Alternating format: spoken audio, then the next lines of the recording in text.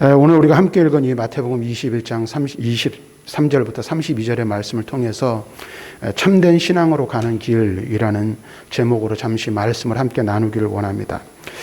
저와 여러분 우리 모두는 믿음이라는 하나님의 은혜의 선물을 받은 자들입니다. 믿음을 가지고 있는 자들이라고 우리는 말하죠. 그런데 우리가 이 믿음이라는 것을 이야기하고 내가 믿음의 사람이라고 말할 때에 과연 나는 하나님이 인정하실 만한 믿음을 소유하고 있는가 하는 문제는 또 다른 문제이지 않을까 하는 생각을 해보게 되는 것입니다.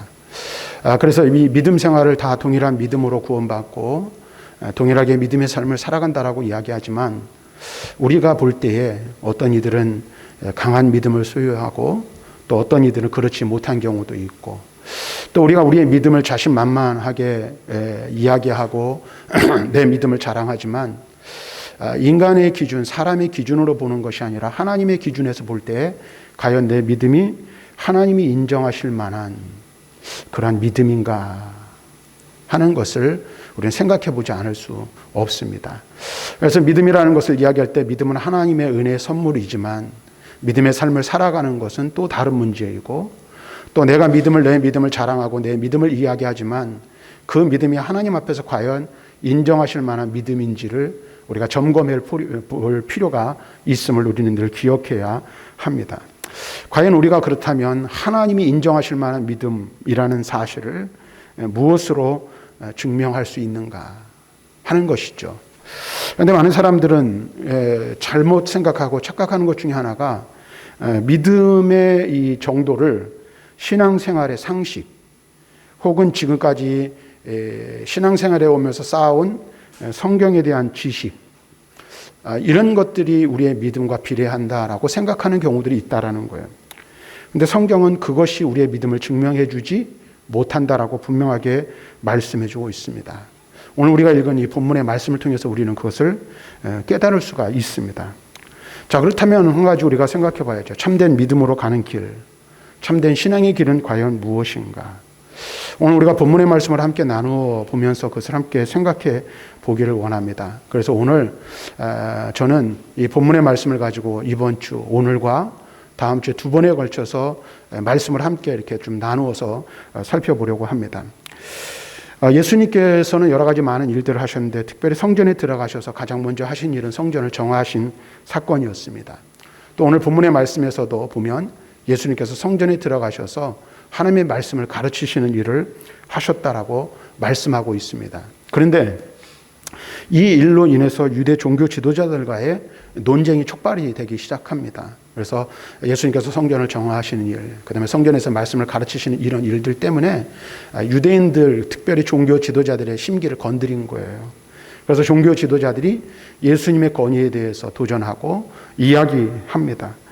특별히 이 종교 지도자들은 계속해서 예수님께 도전적인 태도를 보였으며 또 그분의 권위를 떨어뜨리려고 하는 그런 어떤 의도, 좋지 못한 불순한 의도를 가지고 예수님께 접근해 갔습니다.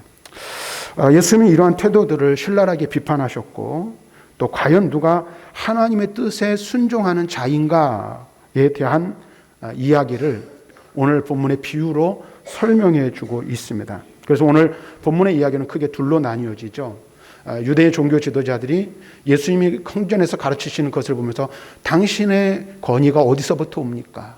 그래서 무슨 권위를 가지고 이 말씀을 가르칩니까? 라는 도전적인 질문을 던지게 돼요. 그래서 오늘은 그 부분에 대해서 살펴볼 것이고 그에 따라서 예수님께서는 참된 믿음이 무엇인지 두 아들의 이야기를 통해서 순종하는 자와 순종하지 않는 자의 이야기를 통해 유대 종교 지도자들의 잘못된 태도를 지적하고 있는 것을 보게 됩니다. 오늘 논쟁을 일으키는 종교 지도자와 예수님의 대화를 통해 우리는 교훈을 얻을 수가 있어야 합니다. 대제사장과 백성들의 장로들은 예수님의 권위의 출처를 묻는 거예요. 앞에서 말씀드린 대로 당신이 가르치는데 하나님의 말씀을 가르치는데 그 권위는 도대체 어디서 온 것입니까? 25절 말씀에 보면 예수님께서는 바로 그 권위의 출처에 대하여 질문하는 사람들에게 또 다시 질문으로 역질문을 함으로 오늘 이 교훈을 주고 있는 것을 보게 됩니다. 그 내용이 무엇입니까? 그래? 너희가 내 권위가 어디서 오는지를 대답을 듣기를 원한다면 내가 질문하는 질문에 먼저 대답을 해라. 그럼 내가 대답을 해주겠다라고 말합니다. 그것이 무엇입니까? 요한이 세례를 주었는데 요한의 세례의 출처가 무엇이냐라는 거예요. 그 세례가 하나님께로부터 온 세례냐 사람에게로부터 온 세례냐라는 질문을 다시 던졌습니다. 그런데 이 질문이 유대 교회 지도자들이라고 하는 대제사장들과 백성의 장로들에게는 매우 심각한 고민거리가 되었습니다. 왜 그랬을까요? 만약에 그들이 세례 요한의 세례가 하늘로부터라 하면 왜 그를 믿지 않느냐라고 할 것이고, 사람에게로부터라 하면 이 세례 요한을 선지자로 여기는 많은 백성들에게 어떻게 공격을 당할 것이 틀림이 없기 때문입니다. 그런데 여기서 우리가 중요한 교훈을 얻을 게 있어요. 만일 유대의 종교 지도자들이 그들이 하나님의 뜻을 바로 알고 하나님의 뜻을 쫓는 것이 그들의 인생의 온전한 목표였다면 그들은 지체하지 않고 예수님의 질문에 대답할 수 있었을 것이라는 사실이죠. 무슨 말입니까? 요한의 세례가 하늘로부터 왔다는 사실은 매우 당연한 것이죠. 그러니까 요한의 세례는 자기 인간의 어떤 생각이나 인간의 방법으로 준 것이 아니라는 사실을 알 수가 있어요. 우리는 어떻게 대답해야 할지 몰라서 서로 머뭇거리며 서로 의논하는 이 사람들을 통해서 종교 지도자들의 그 모습을 보면서 우리는 깨달아야 할 것이 한 가지가 있어요. 모두 영적인 종교 지도자라고 해서 모두 다 영적인 지식을 가진 것은 아니고, 또한 교회 부흥 속에서도 여전히 영적인 빈곤은 존재할 수 있다라는 진리를 깨닫게 된다라는 거예요. 그러니까 겉으로 드러나는 모습이 그 사람의 진리를 평가해 주지 못한다는 것이죠. 믿음도 마찬가지라는 거예요. 우리의 믿음을 무엇으로 평가합니까? 겉으로 드러나는 모습 혹은 직분, 그 사람이 가지고 있는 성경 지식, 이것으로 판단할 수 없다라는 거예요. 교회도 이 말씀을 통해서 우리가 적용해 볼 필요가 있어요. 저도 그런 기도를 많이 해요. 이제 빨리 코로나가 지나가고 하나님께서 우리 교회에 다시 부흥의 기회를 주시기를 사모하고 있어요. 그러면서 저 개인적으로는 제게 있는 전도의 열정이 다시 살아나서 한 영혼을 천하보다 귀하게 여기고 영혼 구원하는 일에 정말로 온 마음을 다하고 온 정성을 다해서 헌신하고 투자할 수 있는 사람이 되게 해달라고 요새 제 기도 제목이 그 기도 제목이에요. 그런데 우리가 분명하게 기억하고 생각해야 될 게 있어요. 그렇다고 이 반대급부의 어떤 것을 여러분 생각해서는 안 되지만, 교회의 그 교인의 숫자가 늘어나고 또 그와 더불어 교인이 늘어나면 어떻게 해요? 교회의 재정이 넉넉해지는 것은 당연한 것이죠. 그런데 여러분 보세요. 교회의 교인이 늘어나고 재정이 넉넉해지고 그러면 사회에 대한 영향력도 커지는 게 당연한 거예요. 많은 일을 할 수 있으니까요. 자, 그러면 그것이 영적인 풍요로움을 이야기하는 것일까? 오늘 말씀을 보면 그렇지 않을 수도 있다라는 사실을 우리들에게 가르쳐주고 있다라는 것을 우리는 알 수가 있습니다.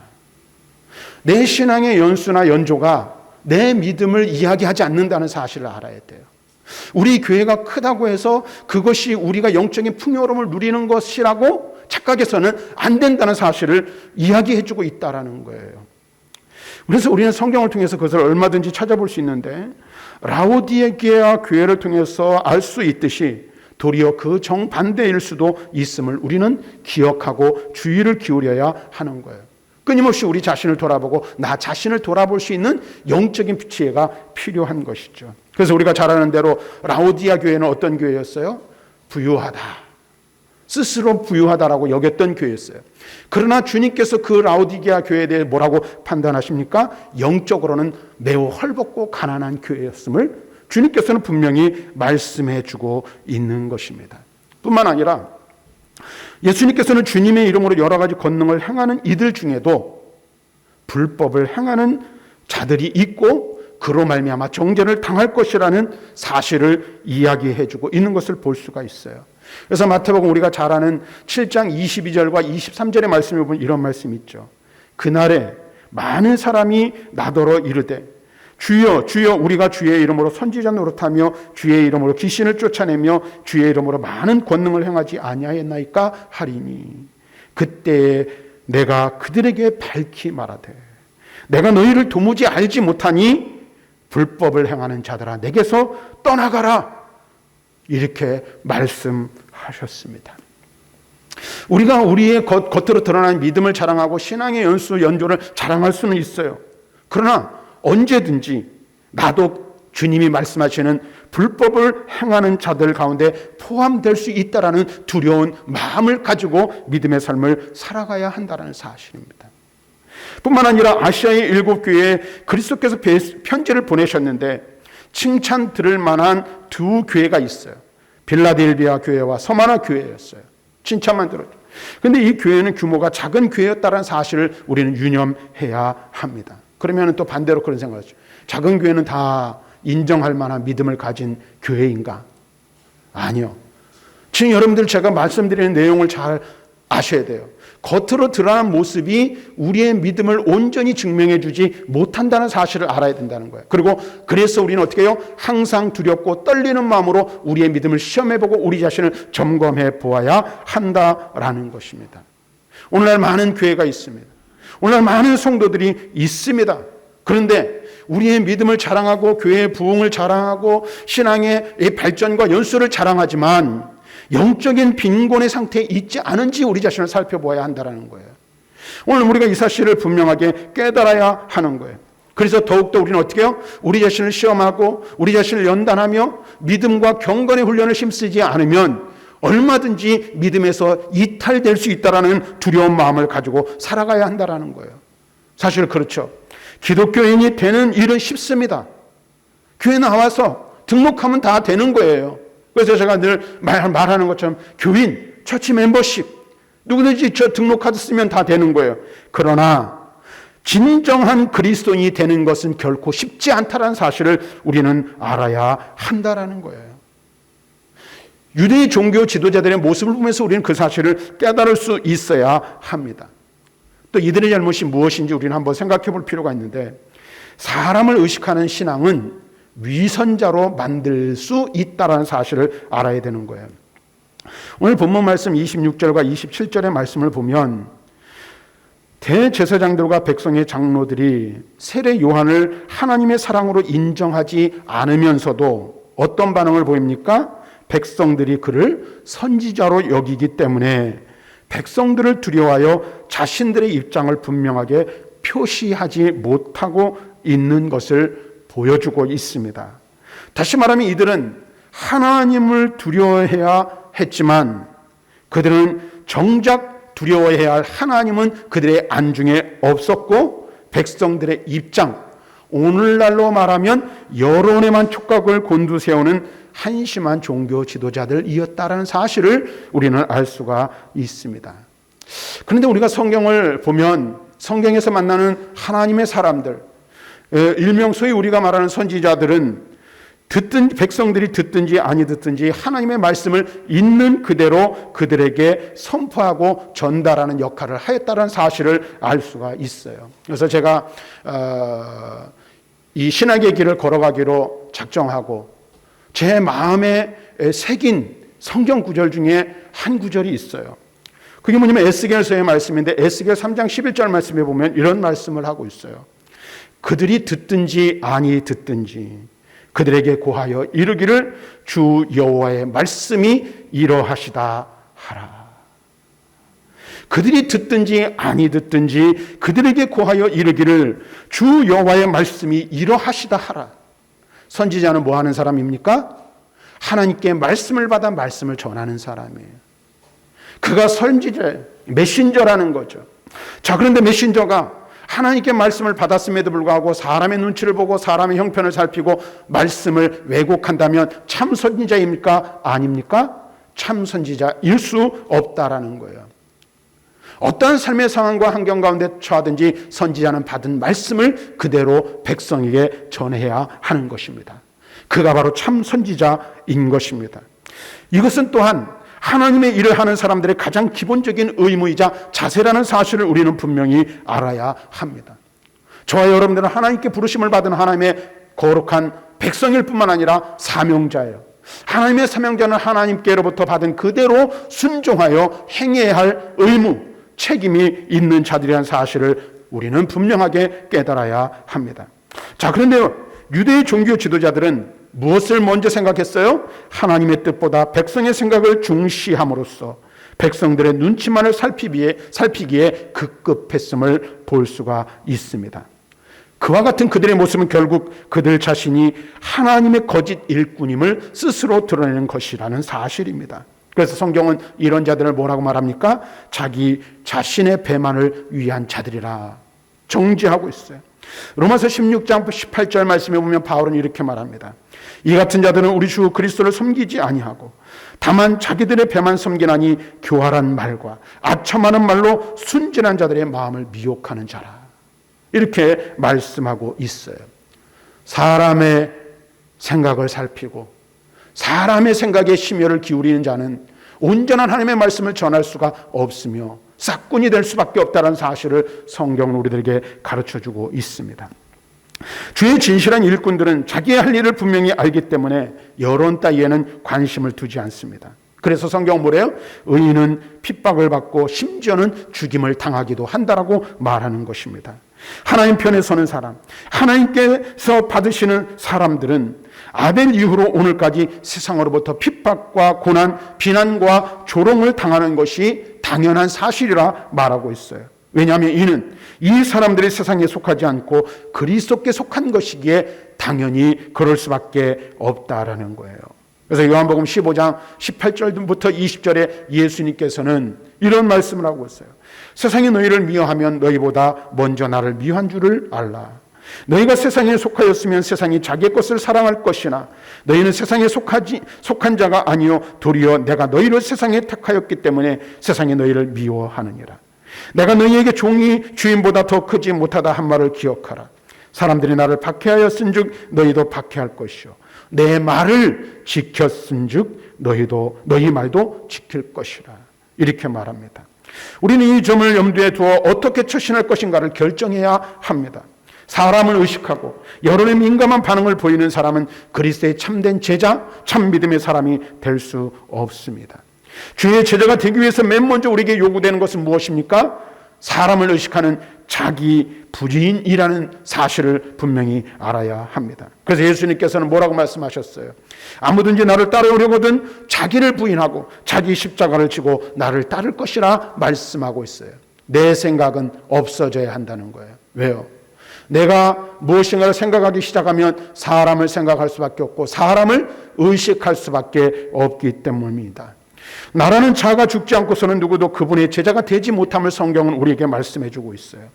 사람에게 좋게 보이려는 자들은 유대 종교 지도자들이 그러했던 것처럼 철저히 이중적인 사람이 될 수밖에 없는 것입니다.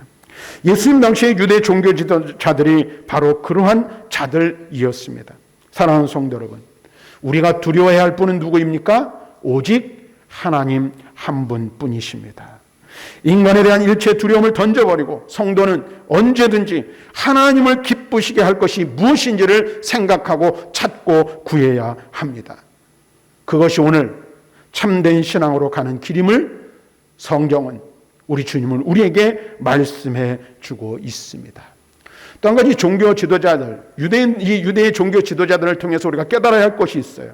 그것은 무엇이냐면 예수님을 아는 통로는 지식이 아니라 믿음이라는 사실을 우리는 깨닫게 되는 것입니다.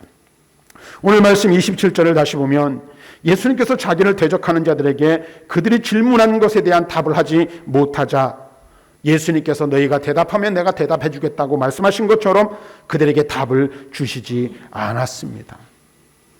왜 그랬어요? 예수님의 질문에 그들이 답하지 못하였기 때문에 그래요.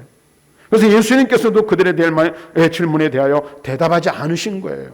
27절 말씀을 보십시오. 예수께 대답하여 이르되 우리가 알지 못하노라 하니. 예수께서 이르시되 나도 무슨 권위로 이런 일을 하는지 너희에게 이르지 아니하리라. 그런데 중요한 것은 예수님이 대답을 했느냐 혹은 대답을 하시지 않았느냐가 아니라는 거예요. 우리가 주목해야 될 것은 유대 종교 지도자라 하는 자들이 성경에 예언된 세례 요한에 대해서도 그리고 예수님에 대해서도 제대로 알지 못하고 있다라는 점을 주목해야 할 필요가 있습니다. 근데 한 가지 또 간과해서는 안 될 게 있죠.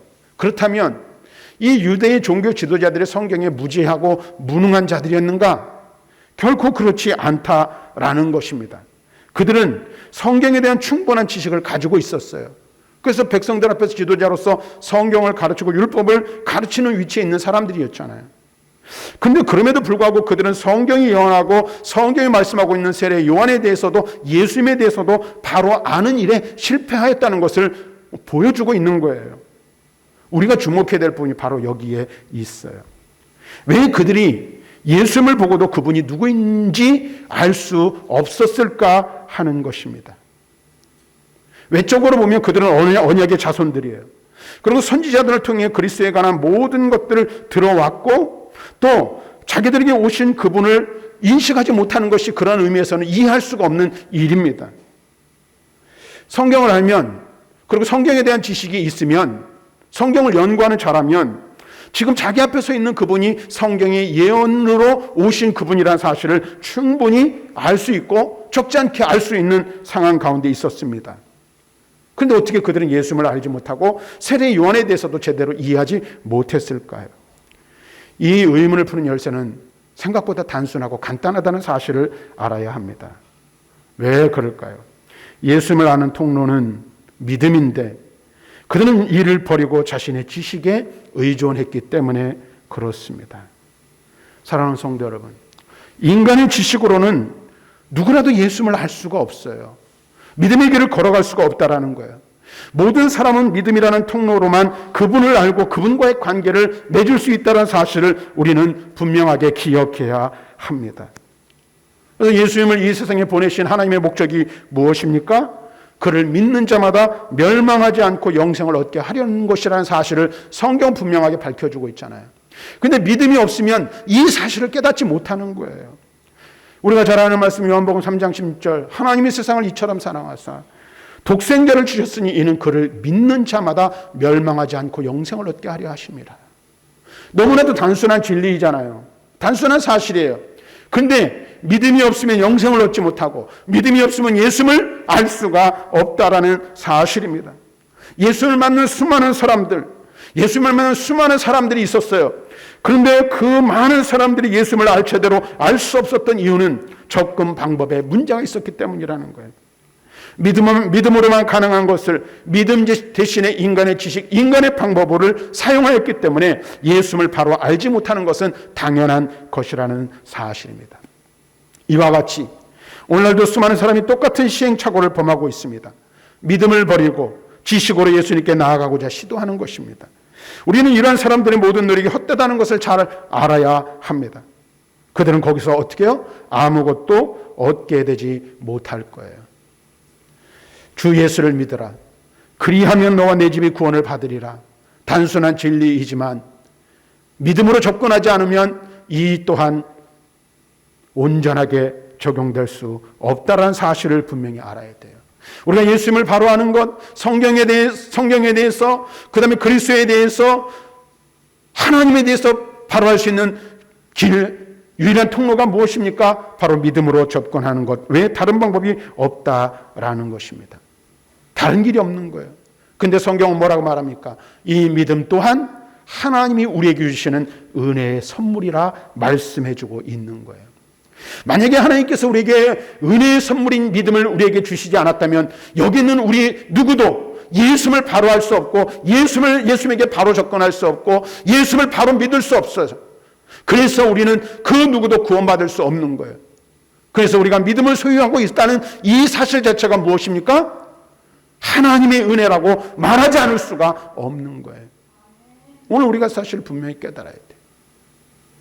내가 믿는 것 같고 내가 받아들인 것 같고 내가 영접한 것 같고 내가 무엇인가를 한 것 같지만 그것이 아니라고 성경은 우리에게 분명히 말씀해 주고 있어요. 내가 믿는 것 같지만 그 믿음조차도 하나님이 내게 주신 선물이라고 말씀해 주고 있어요.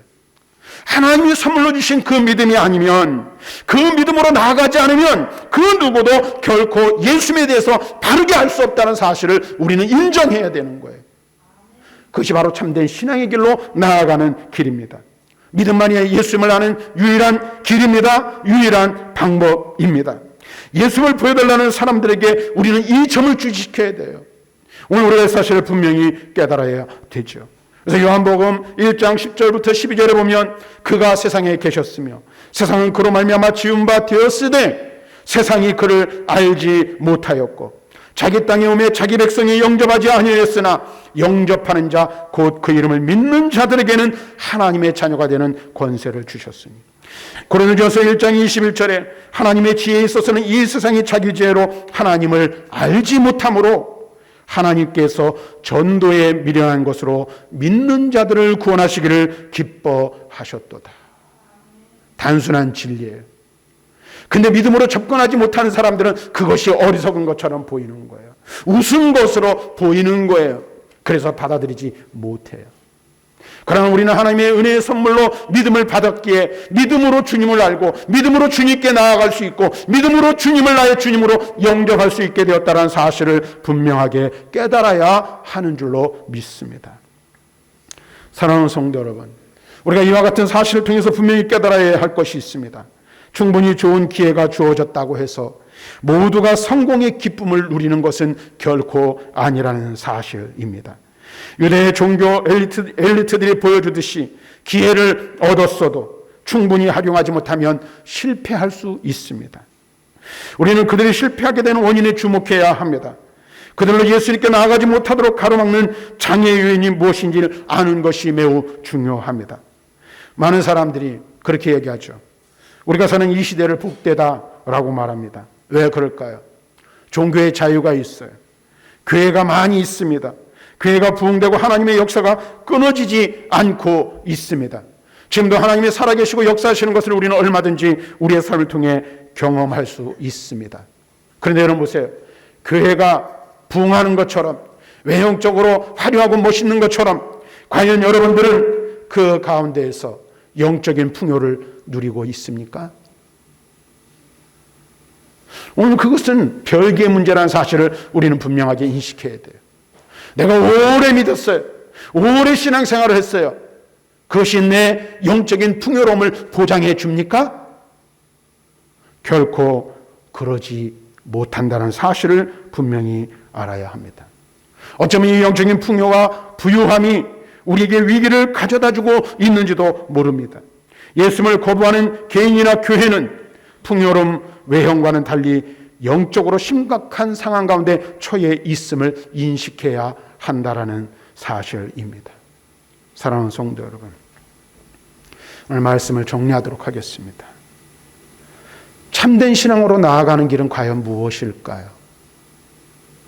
참된 믿음의 삶을 살아가는 것은 과연 어떤 것일까요? 우리가 믿음을 가지고 있다라고 말하는데 하나님이 인정하시는 믿음, 하나님이 기뻐하시는 믿음의 모습은 과연 무엇일까요? 그것은 외적인 것이 아니라는 사실을 먼저 알아야 돼요. 그리고 중요한 것은 바로 예수님을 바로 알고 바로 믿는 것이라는 사실입니다. 이 믿음이 저와 여러분에게 있기를 주님의 이름으로 간절히 축원합니다.